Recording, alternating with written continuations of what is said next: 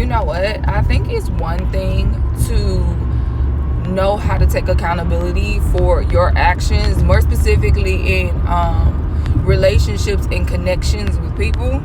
But one thing that I am learning is I am not going to carry the emotional weight of, what it is that you're feeling.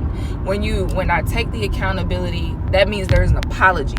That means there's an apology, a sincere one, and actions to make change behavior, right?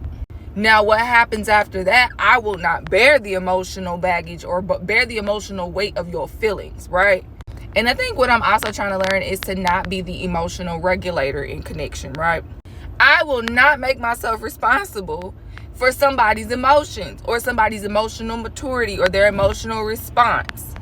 Or I will not deprive myself of something or move in a certain way out of fear of how somebody's emotional, out of fear of someone's emotional response.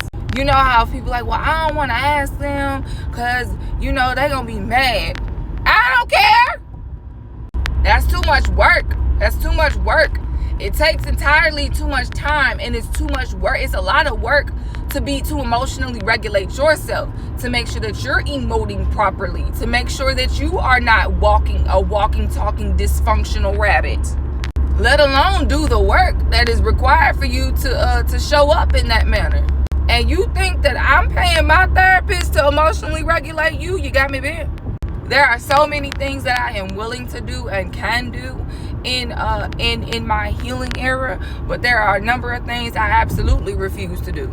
And quite honestly, there are quite a few of us out here in this world that are allergic to accountability. You want to stay in victimhood, and you're looking for someone to acknowledge the wrongs that they have done to you, but you won't think for 1 second that you've done something as well. And the accountability and the apology from said other person is not for them to say, oh, well, you need to be apologizing too. No, I'm acknowledging my role.